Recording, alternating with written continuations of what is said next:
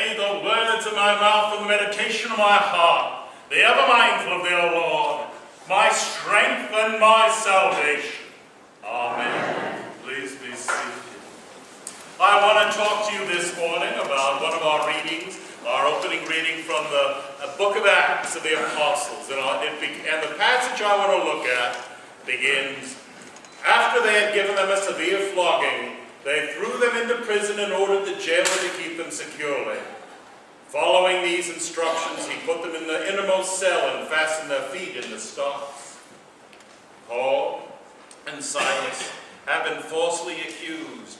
They have cast out a demon from a slave girl. And the owners of this slave girl, who were making money selling this woman, they were a fortune-telling pimp, if you will, were really mad, because their livelihood was taken away. This slave that was making them money no longer could produce, and so they were angry. Their property interests had been abused, and so they went to the magistrates, filed a complaint. Paul and Silas had taken up, beaten, thrown into prison, locked in the stocks in the innermost cell. And the passage continues, at about midnight Paul and Silas were praying and singing hymns to God. Oh, these are happy, clappy guys, aren't they? They've just been beaten within an inch of their life. They're thrown into a dungeon. Their hands and feet are locked in chains, and they're singing.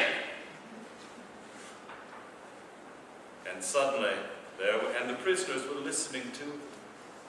The other men in this jail, they're by their side. They're looking at these guys because it's not a normal thing to sing while you're in prison. And it's not a normal thing to sing songs of praise and joy and gladness. And so these guys, what is up with these two kooks? Suddenly there was an earthquake, so violent that the foundations of the prisons were shaken and all the doors were opened and everyone's chains were unfastened. When the jailer woke up, he saw the prison doors wide open. He drew his sword and was about to kill himself, since he supposed the prisoners had escaped. All the prisoners, not just happy clappy Paul and Silas, but the doors are open for everybody. The chains are unlocked for everybody. Now, the jailer, his responsibility, he's paid very well to keep these guys locked up. And if he loses any of them, well, he in essence has posted a bond, and that bonded his life and the life of his family. So if he's either going to die, and his family sold into slavery for failing in his duty. But Paul shouted in a loud voice, "Do not harm yourself, for we are all here." Not just Paul and Silas, but all the prisoners. The jailer called for lights, and rushing in, he fell down trembling before Paul and Silas. Then he brought them outside and said, "Sirs, what must I do to be saved?" And they answered, without anybody looking, what do you think they said? Become an Episcopalian. Turn in your pledge card by November 15th. Be nice to the rector. Send him a little something extra at Christmas. Wear a tie and lace shoes and be an upper middle class white guy and come to this church. Is that what you need to be saved? No. Believe on the Lord Jesus and you will be saved, you and your household. All those in your family who turn themselves over to the love of Christ, believing in Him, not going through some ritual, not going through some test, not signing up to be in some other club, but by having faith in Jesus Christ, you will be saved. All the people in that jail were saved that night by faith because they put their whole trust in Jesus Christ. And I want to talk about what you can do when you are like Paul and Silas in the moment of absolute despair and destruction. You're in life's prison. You've been beaten to hell by life. And will the people around you, when the chains are unleashed, when the doors are opened up, will they rush outside? Or will they stop and say, "What is with you that you are singing in the midst of despair? How are you bringing people to Jesus Christ by your witness in moments of pain and darkness?"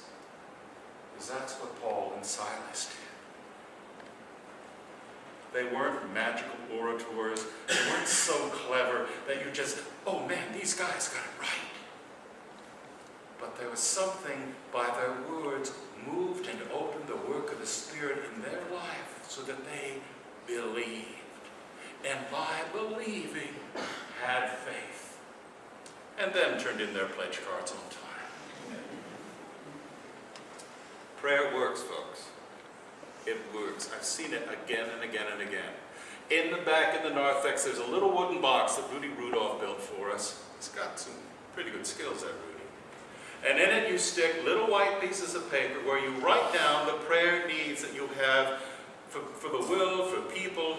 And these are gathered, and we share them in our staff meeting on Monday morning. And some of us, once the clergy, take particular interest in this or that. But they are raised up in prayer. Sometimes we don't know anything about what happens, and sometimes we do. One thing that we've been raising up in prayer that I've mentioned in the past to you, which I've asked the congregation to pray about. I've not been beating this drum really hard, but I think some of you will remember. A member of our congregation, their son-in-law's in prison in Thailand. He's been there about a year now in jail waiting trial. About 7, 8, 9 months ago, his mother-in-law, the member of our church, came to me and said, I'm just beside myself. He's been arrested. He's locked in a cell with 200 other men in Bangkok, and Bangkok prisons are as bad as you can imagine them to be. 200 men in a room with bars. There's no air conditioning. No fun stuff. And he's lost 70 pounds since he's been in prison. He doesn't speak Thai. He's a tourist picked up at the airport. And he is just lost. Lost what's going to happen to him. Can you pray for him? Of course we can pray for him. Now, here's a funny thing, the way the world works. I happen to know there's an Episcopal church in Bangkok. And I look it up on the internet. I know that guy! I met him once. I sent him an email. Could you run over to the prison and see this guy? You know, it's like, could you go to the nursing home and pat somebody on the head and be out in 15 minutes? Well, I didn't quite know what I was asking. Because they really don't like outsiders going into prisons in Thailand. Especially Christians. And he went in, and the first few times they said, no, you can't see him. You got to get, and finally, after perseverance, they allowed him to meet in a room outside. They wouldn't allow him into the cell to speak through, and they made contact. And over that time, the church in Bangkok put together a little team of visitors. And this man was given, the prison was given 24 English Bibles, English language Bibles. Because they wouldn't take Thai Bibles. But, you know, foreigners will give them English Bibles. So what do we have this Sunday in this prison in Bangkok, Thailand? We have an Episcopal service of 15 to 20 English-speaking people who have been led to faith in Jesus Christ. We have a team of people visiting this man and other people similarly situated from the Episcopal Church of all things. We're not really known, are we, for going into the nasty, dirty, smelly spots? Yet God is moving in ways that we could not quite possibly understand. And in talking, and it gets fed back to me by the priest in Thailand. What gets fed back to me is that this man's faith and his condition has brought other people to Jesus Christ. Now, I'm not talking about whether or not he's guilty.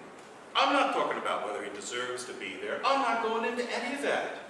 What I'm talking about is even in the darkest possible moment of this man's life, the Spirit has moved him to, like Paul and Silas, to sing praises to his Lord while he's bound in chains. And by doing that, he has brought drug mules, people trying to sneak in and out of the country with heroin. You know, they hang you in Thailand for drug crimes. You don't try to mess around with stuff like that. He has brought people to Jesus Christ. Friends, what have you done? Now, I hope you don't have to go to a jail in Thailand to do something. But what have you done to the people around you?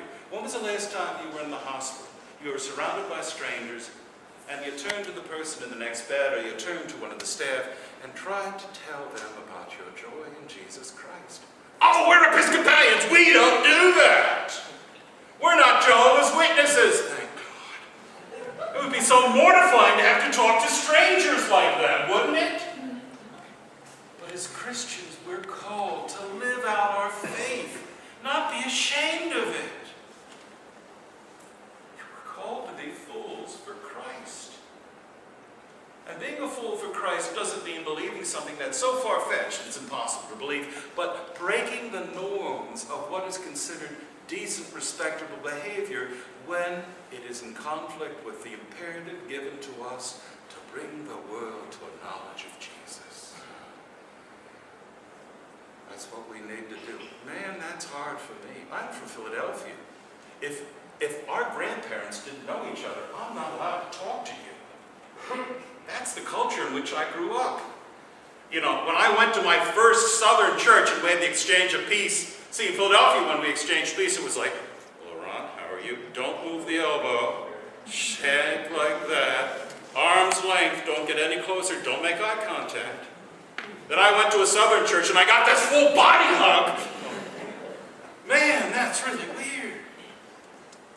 Now, I still won't give the full body hug. There's certain things I won't do. But the call upon your life is to break down the barriers, the chains, the prisons that have been built around your heart that prevent you from sharing this thing that we know, this gift that we have, which is eternal life. God so loved the world that he gave his only Son to the end that all of us, all men, not just good middle-class Episcopalians, but all men might have eternal life, and you are called to share that. We used to have a very active Kairos program here. We would go down to Sumter Correctional Institute twice a year, where we'd do weekends with the prisoners there.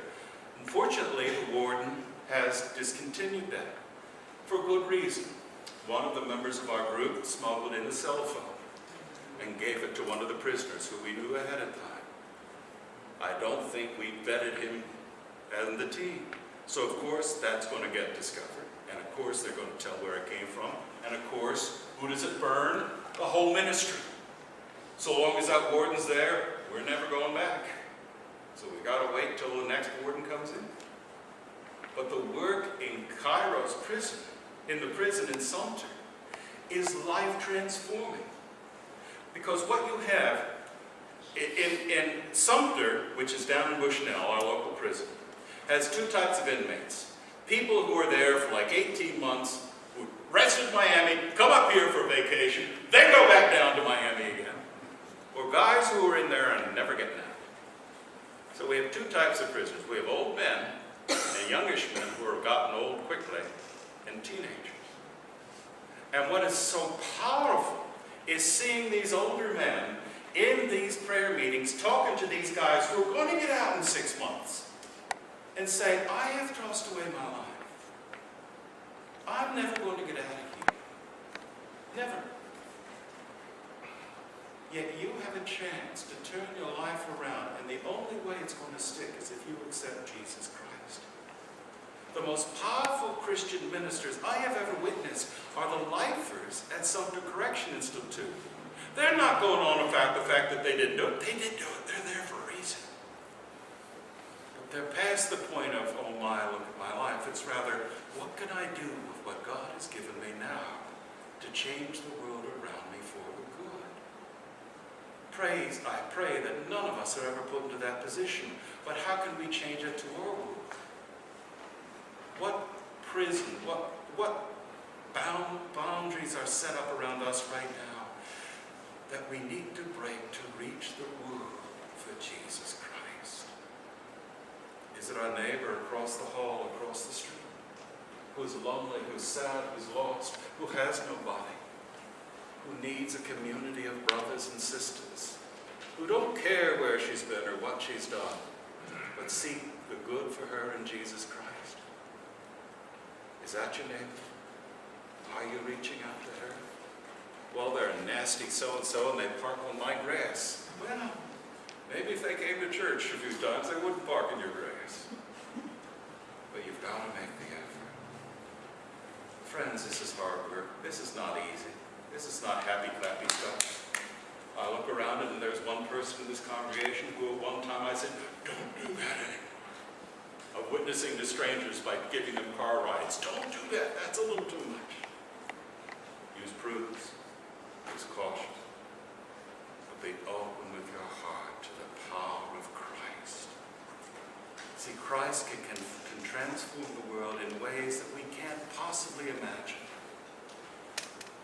For ends that we can't possibly know.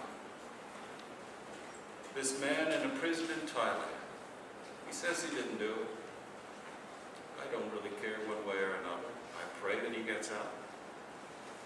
But what he's been able to do with the time that has been given to him is not to contemplate his miseries, but to tell those who speak English about Jesus Christ. To hold on in a hell on earth. Some of the guys in that prison in Thailand are never going to get out. And you don't have the problem of geriatric prisoners in Thailand that you have in the Florida system. Because the malaria eventually is going to take you away. But hold on and trust in Jesus Christ. That's a call that we expect of people like that. It's also a call we expect of each other. Sharing that